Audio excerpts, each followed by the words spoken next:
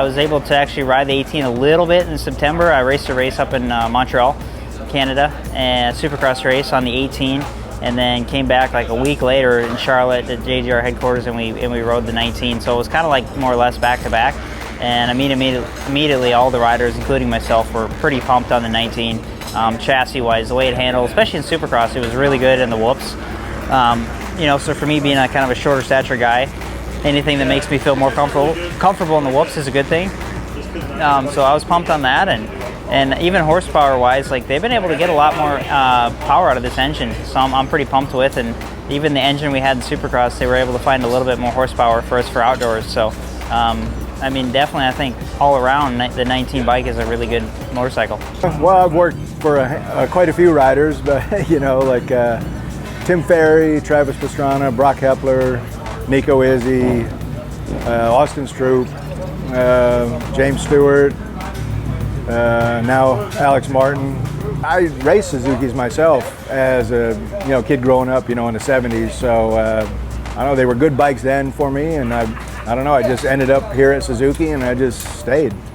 When I first started, I thought maybe a couple years would be good, but here it is 20-some years later, and I'm still doing it, but I still enjoy it and I have a lot of fun, and so I keep doing it. Well, so it's 2019 RM-Z250, which is all new bike for this year.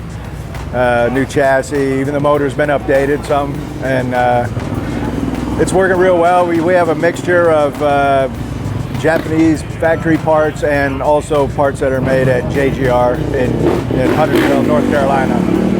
Well, the NASCAR influence isn't a whole lot, but we can go to the NASCAR shop and get parts made and things like that. They have a vast array of machinery and equipment over there, so we can take advantage of that.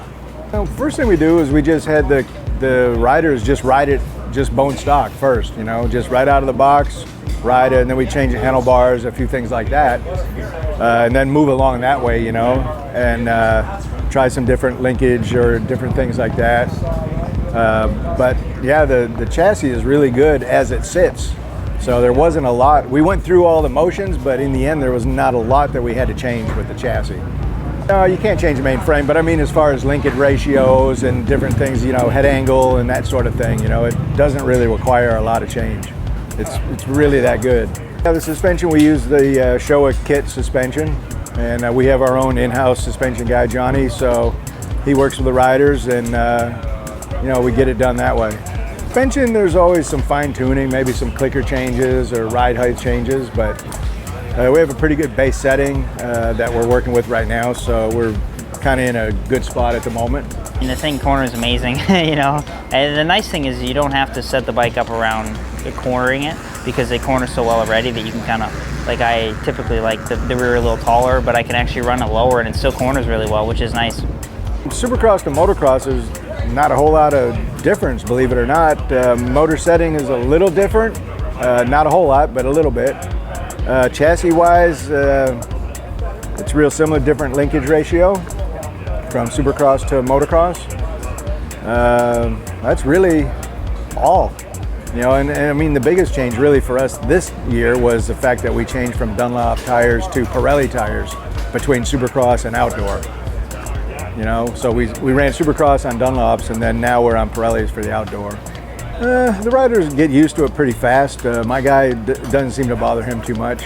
Alex just gets on there and rides, so that's kind of a nice thing. The Suzuki definitely got quite a bit of torque for sure, compared to like the KTM was more mellow on bottom, but then really you had to rev the thing.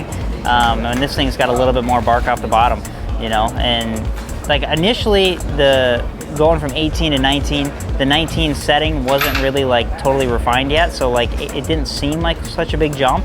But like I bet you if we were to go now from like the 18 setting to the best 19 setting, it'd be a big difference. Well, cams and cylinder heads, a lot of different things, pistons. There's a lot of things you can do with that sort of stuff. The valve train, obviously, cam profiles, intake or exhaust or both. There's a lot of differences. So yeah, there's a lot to do. It's pretty involved. It's a mix of a lot of JGR stuff and some factory Suzuki parts. Obviously, you like to have as much torque or bottom that you can have with a lot of top and over rev. Sometimes you can't achieve both, so you can sort of have to take a little bit of both maybe, you know. But we have a fairly good package. The rider seems to like it. You know, like Kyle Peters, for instance, he's been getting really good starts. Alex needs to work on his technique a little more, maybe. But other than that, the bikes are running good. We're pleased with them. They do like that torque feeling coming out of the corners. Yeah, yep, pulling power. But you still need some over rev on the top. Yeah, we do use some standard exhausts, but then we do modify them a little bit and change them around some, depending, like in Supercross, because of the sound level. Out here, they don't worry about the sound so much, so you can open them up a little bit. So there's some differences, yeah. Right now, he's gonna check the mapping. So hook up the power, use the laptop, and then he can look at the mapping and see if there's any adjustments that need to be made. He can look at it and see if maybe there's a lean spot or a rich spot or that sort of thing.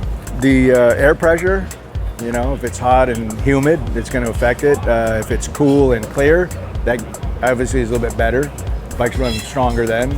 So yeah, it's track to track. I mean, we're always adjusting it everywhere and every time we ride. You know, Yuzo works with us through Yoshimura. So we still use the Yoshimura race shop when we're in California. So yeah, we're still sort of like we were really, other than being based in North Carolina now. Yeah. But when we're in California, we still work at the Chino shop. A lot of times the engineers can see it just on the laptop, and sometimes the rider can't feel it all, you know. So they can look at it and then they can make adjustments according to what they see. We use a factory ignition, and we use the get for the map switch and the mapping part. Get map switch up there, we can have 2 maps loaded in the ECU. So that way the rider can flip the switch and try 2 different maps while he's on the track. Generally not in the race. In a morning practice, let's say. By race motos, usually got it figured out. We know which map we're gonna use, and so that's it.